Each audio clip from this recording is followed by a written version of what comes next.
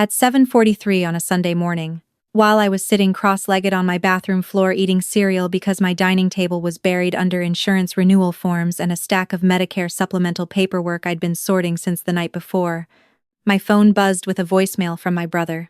I almost didn't listen to it right away. I was in the middle of cross-referencing my parents' prescription coverage against a new formulary their plan had switched to without warning.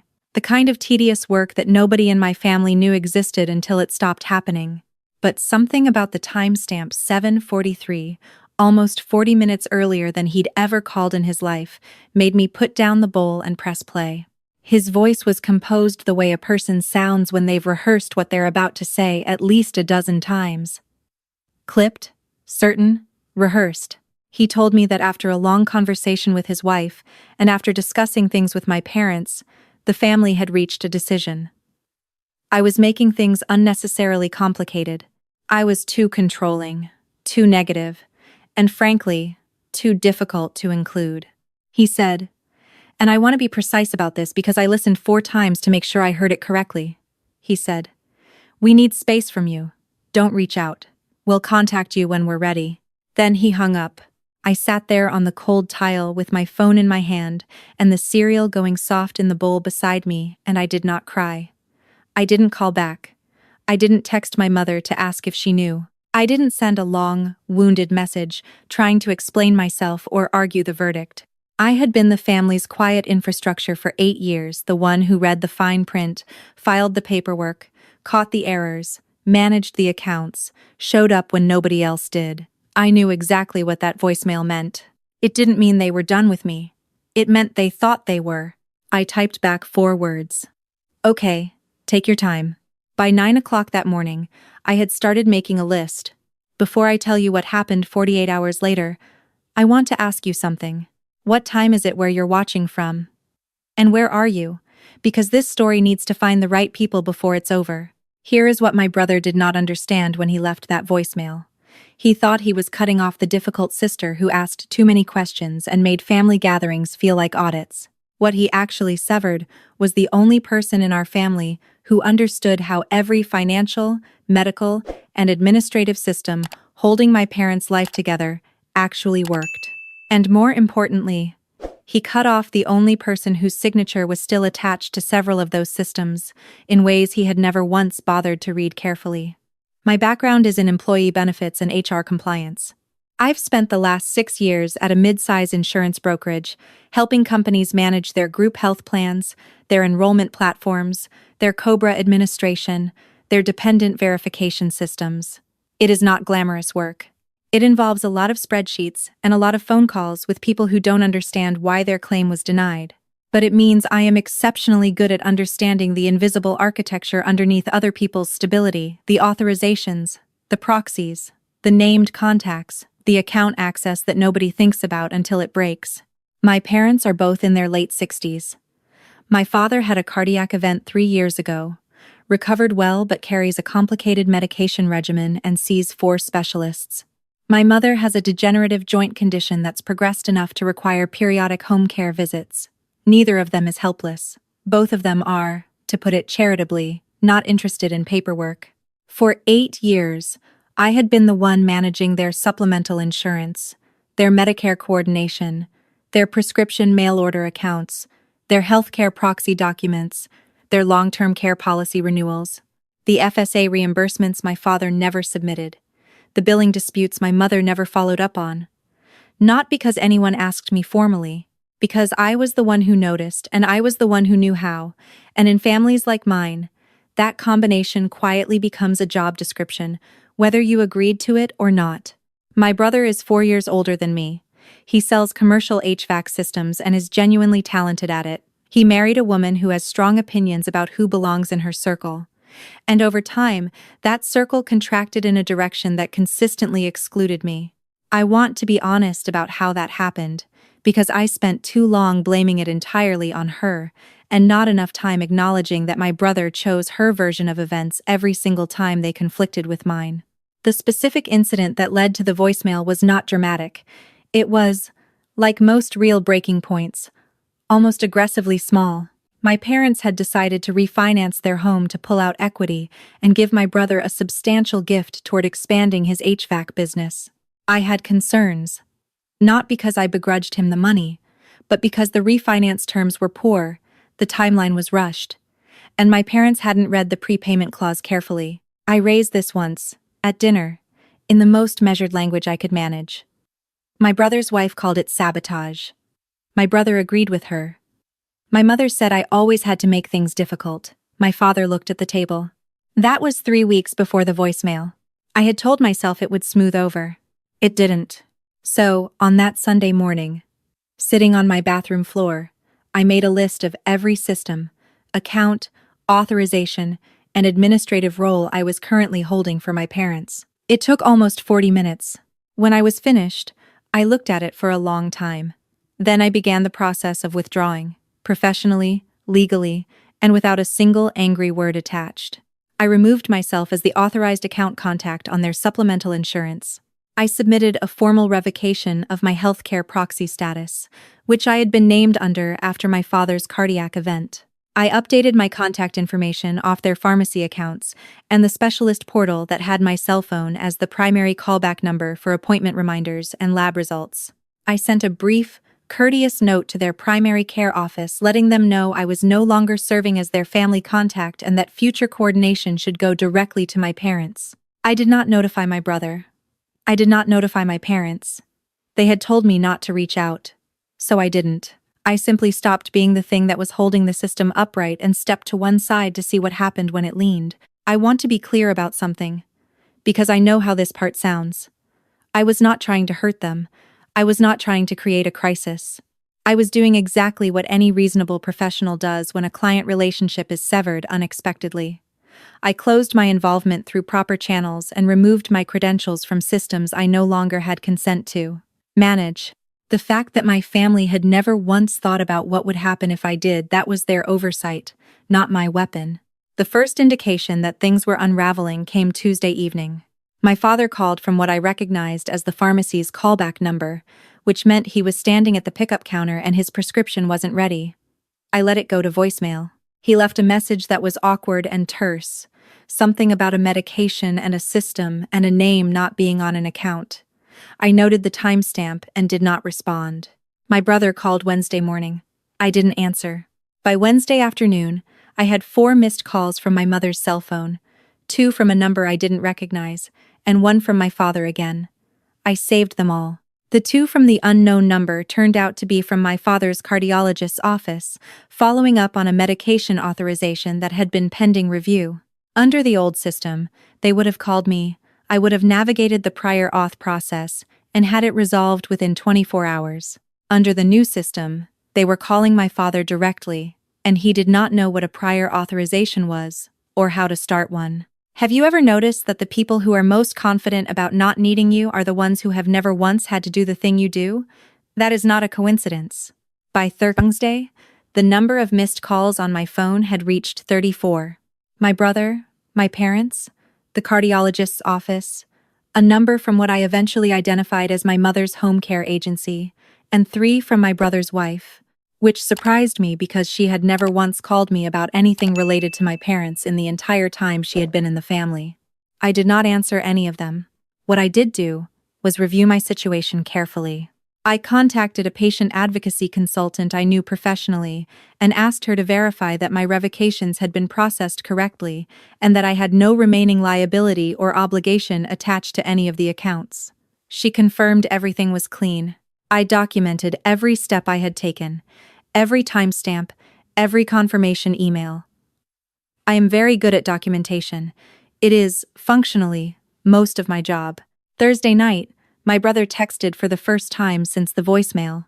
The tone had changed so completely, it almost could have been from a different person. "Hey, Dad's medication situation is getting complicated and nobody can figure out the insurance piece. I know we said we needed space, but can you help just with this one thing?" I read it twice. I set my phone face down. "I want to ask you something, and I want you to actually think about the answer before you keep reading. If someone told you they needed space from you, and then 2 days later texted asking you to solve their problem, what would you call that? Space? Or just selective access?" I called it what it was. I did not respond. Friday morning brought a text from my mother. Not an apology. Not an acknowledgement that anything had happened. Just a message that said the pharmacy was saying there was a problem with her account and could I please just fix it quickly because her refill was due. Like someone calling their landlord about a leaky faucet. No hello. No context. As if the voicemail had been a weather event she had no responsibility for. I saved that message too.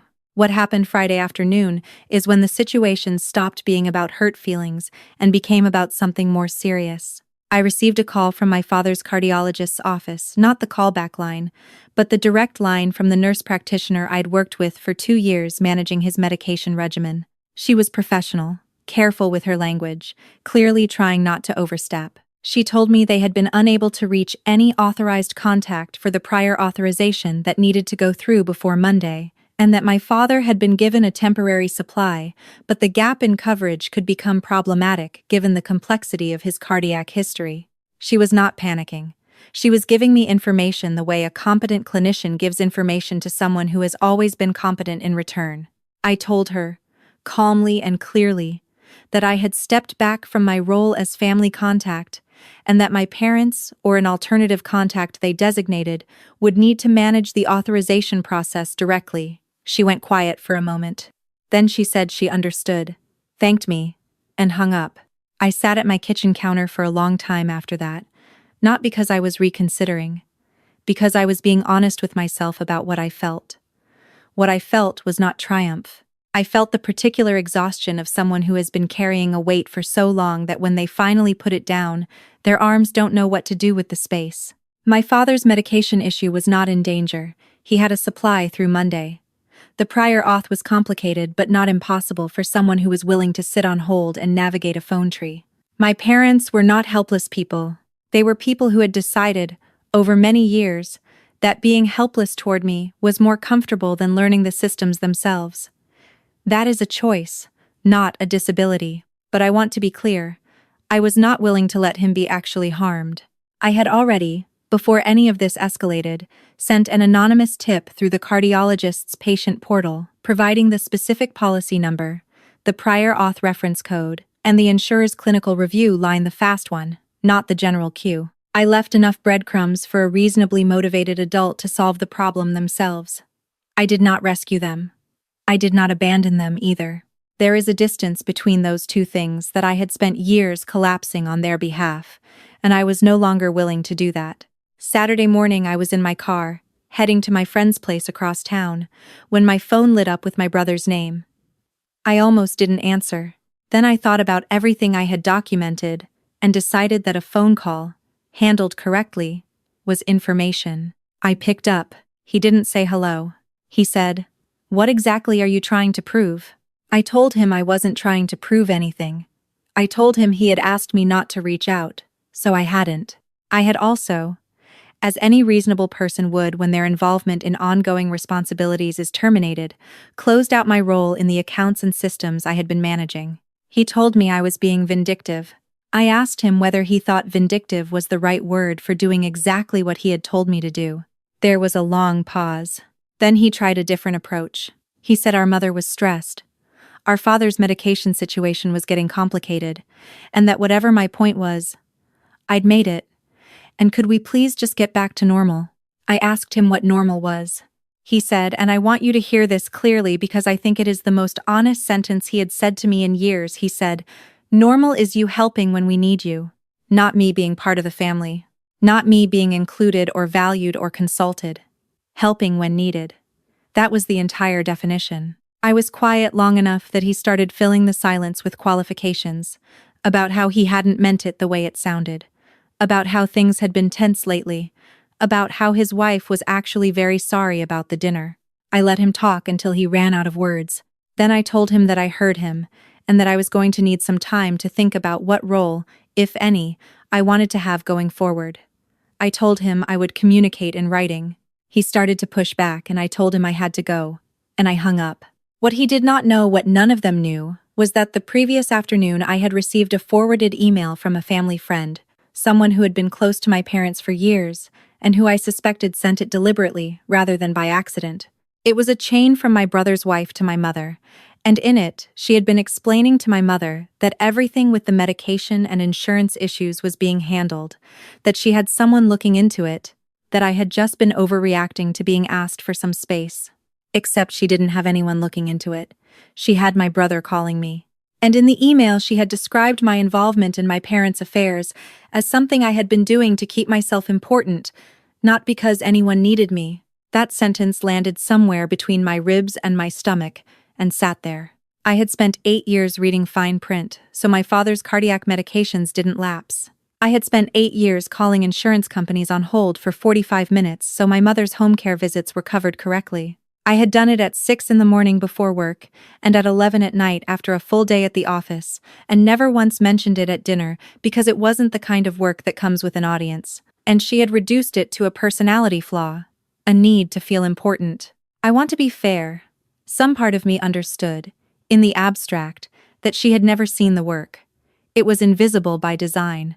I had always managed it quietly so that my parents wouldn't feel like a burden, and my brother wouldn't feel obligated to pitch in. The invisibility I had built as a kindness had become, in her version of the story, proof that none of it had ever been necessary. That was the moment I stopped thinking about this as a family disagreement and started thinking about it as a matter of record. I gathered everything. The insurance correspondence from the past 8 years, the prior authorization approvals I had navigated, the billing dispute resolutions, the home care coordination records, the emails from specialists referencing me as the primary point of contact, the pharmacy account change history, the healthcare proxy documents. I built a folder the way I would build a case file at work, clean, chronological, sourced, not to hurt anyone. To make sure that if my name came up in someone else's version of events, there was a structure of truth available to correct it. The confrontation I had not planned came 11 days later, at my nephew's birthday party. I had not been invited. I want to be direct about that. I had not been invited, and I had not planned to go.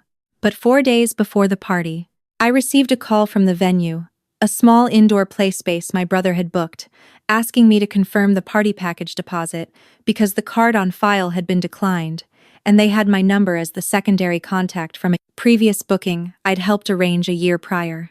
I drove to the venue in person, clarified that I was no longer the contact for that family account, and asked them to reach out to my brother directly. The woman at the front desk was very pleasant and apologetic, and while she was updating the records, she mentioned that the family had already confirmed the head count and catering was set for Saturday afternoon. I drove home. I thought about it for 3 days. I went. I want to explain why. Because it would be easy to make this sound impulsive or dramatic. It wasn't either of those things. My nephew is 7 years old and I love him, and none of what had happened between his parents and me had anything to do with him. Beyond that, and I am being fully honest here, I had been told not to contact them. Nobody had said anything about a party. The invitation was implicit. His whole family would be there. I am his family too. I arrived early, before the noise peaked, wearing the kind of clothes that don't announce themselves. I brought a gift. I said hello to people I knew. My nephew ran at me from across the room and wrapped his arms around my waist and asked if I had seen the cake yet, and for about 10 minutes I was just his aunt at his birthday party. Then my brother's wife saw me. She didn't come over immediately. She said something to my brother. He looked at me and his face did the thing it used to do when we were children and he'd been caught in something a split second of pure recognition before the performance took over. She reached me first, steering by my elbow toward a quieter corner near the coat hooks, her voice warm and tight at the same time, the social event version of a warning. "I don't know what you think this is," she said, "but today is not the day." I told her I was there for my nephew's birthday. She said my mother was there, my father was there, and this was not the time or the place to make things uncomfortable. I told her I agreed completely, and that I had no intention of making anything uncomfortable. I had brought a gift. I was going to watch my nephew eat his cake. I was not going to cause a scene. She studied me for a moment. I think she was trying to determine whether I was telling the truth or building to something. I was telling the truth. The truth was all I needed. My brother came over then, and the 3 of us stood near the coat hooks while children screamed and ran behind us, and he said quietly, very quietly, that he didn't think it was a good idea for me to be there. I said, "You asked me not to contact you." "I haven't. "I'm at a birthday party." He said it was complicated. I said, "The medication authorization went through last week." He stopped. "I know," I said. "I sent the reference code to the clinical line through the patient portal before you ever called me. Your father's prescription didn't lapse, but neither of you knew that, because neither of you ever looked at what I actually did until it stopped happening." I saw his wife's expression change, not to anger, to something quieter and harder to defend against. I didn't say it loudly. I didn't need to. Two of my parents' friends were standing close enough to catch the shape of the conversation without hearing every word, and I watched my mother, from across the room, register that something was happening. She started moving toward us. By the time she arrived, her face was already arranged in the version she wore when she wanted to look like the reasonable one, concerned, measured, gracious under pressure. She touched my arm and said my name the way she does when she means stop. I said, "I'm here for his birthday. I'm not going to disrupt anything," she said, also quietly, that she appreciated that. But she thought it would be better if I came back another time, when things weren't so raw. I looked at her, my mother, who I had called twice a week for 8 years, who I had sorted dental claims for and driven to rheumatology appointments, and whose long-term care policy I had renewed 3 years running because she found the forms overwhelming, and I said, "When things are raw for you, you reach out. When things are raw for me, you tell me not to contact you." I'm curious which one of us taught the other that. She went very still. My brother's wife made a sound that wasn't quite a word. My father, who had been standing near the drink table looking like he'd rather be anywhere else on earth, walked over slowly, and for a moment I thought he was going to say something defensive or dismissive, the way he usually did when conflict arrived. Instead, he looked at me and said my name. Just my name. And something in his face was different from the polished damage control in everyone else's. I told him his prescription coverage was current through the end of the year, and that I had forwarded the new formulary to his primary care office before removing myself from the account. I told him it was in his patient portal under documents. He said he didn't know how to access the patient portal. I said I'd send him a walkthrough by email. Then I went to find my nephew, watched him destroy his cake with appropriate enthusiasm, gave him his gift, told him I loved him, and left while the adults were still trying to figure out what had just happened. The fallout did not come in a single wave. It came the way water comes through an old foundation slowly, from directions nobody thought to check. My brother called the next morning, and the conversation was different from every conversation we'd had in the previous 2 weeks. Not apologetic exactly, but stripped of the script. He admitted that his wife had not anticipated how much of my parents' day-to-day medical and financial coordination I had been doing. He said some things about pressure and stress that I had heard before, but underneath them was a note I hadn't heard in a long time, something adjacent to honesty. I told him I wasn't interested in relitigating what had happened. I told him I was interested in a new arrangement, one with actual clarity about what I was and wasn't responsible for, where the assumption of my availability wasn't the default, and where my input on family decisions was treated like input and not like interference. He was quiet for a while. Then he said he thought that was fair. His wife called me 4 days later. That surprised me. She was careful and a little stiff, but she called, which took more than I would have given her credit for. She said some things about miscommunication and family stress that were the kind of language people use when they want to apologize without saying the word. I accepted it for what it was. I did not pretend it resolved everything. My mother and I had a harder conversation a week later, on the phone, after she asked if I could come for Sunday dinner.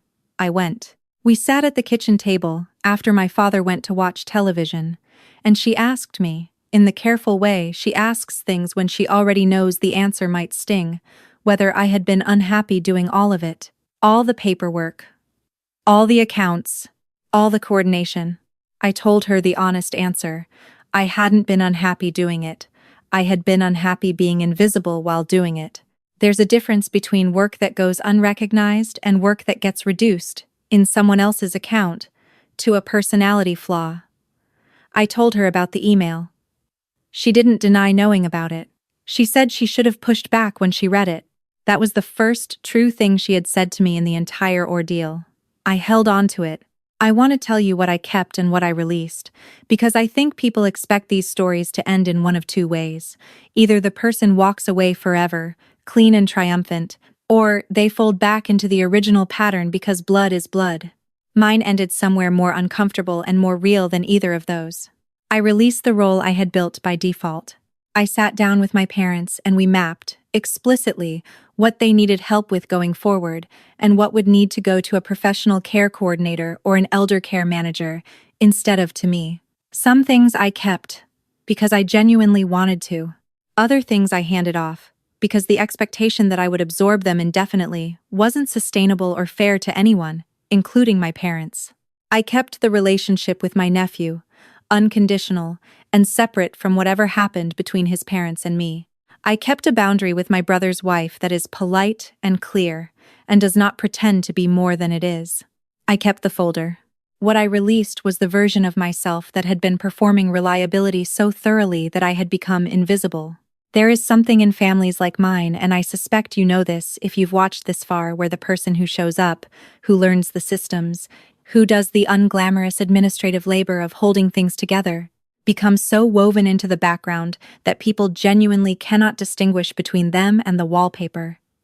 They don't disrespect you because they're cruel. They disrespect you because they've stopped seeing you as a person and started seeing you as infrastructure. And infrastructure doesn't have feelings, so why would it need to be included? The day I finally understood that, I did not feel powerful or vindicated. I felt something closer to grief. For the years I had spent making myself useful in ways that cost me things I hadn't even fully named yet. Opportunities, time, a graduate program I had deferred twice, an apartment I'd stayed in too long because it was easier to be available to my family if I stayed close. I signed a lease on a place across the city 6 weeks after the birthday party. Not far, not a dramatic vanishing. Just far enough that showing up required intention instead of convenience. The morning I got the keys, I stood in the empty apartment with the afternoon light coming in sideways across the bare floor. And I called nobody. I opened a bottle of water I had in my bag. I sat down against the wall in the living room and I thought about the voicemail, and the 4 words I had texted back, and the 34 missed calls, and the prior auth reference code I had left in the patient portal without anyone knowing. Sometimes the most complete answer you can give someone is not the one they hear. It's the one that's already done by the time they think to ask the question. I am not telling you this story because it has a clean ending. I'm telling you because some of you are currently the wallpaper in your own family. Some of you are the one who renews the insurance and navigates the phone trees and reads the fine print and shows up when it's inconvenient, and the people you do it for have mistaken your reliability for inexhaustibility. They have confused your presence with permission. And somewhere, right now, one of them is deciding that you are too much, too complicated, too questioning, too difficult to manage without once stopping to ask what the world looks like when you step out of it. I'm not here to tell you to walk away. I'm here to ask you whether the version of yourself that you've been maintaining for their comfort is the version you actually want to be. If your family told you not to contact them, then used your name anyway, then panicked when you stopped being the thing they'd been leaning on, would you have gone back to fix it for them? Or would you have let them discover, the hard way, that some kinds of help can't be taken for granted forever? Tell me where you're watching from. I want to know how far this one travels.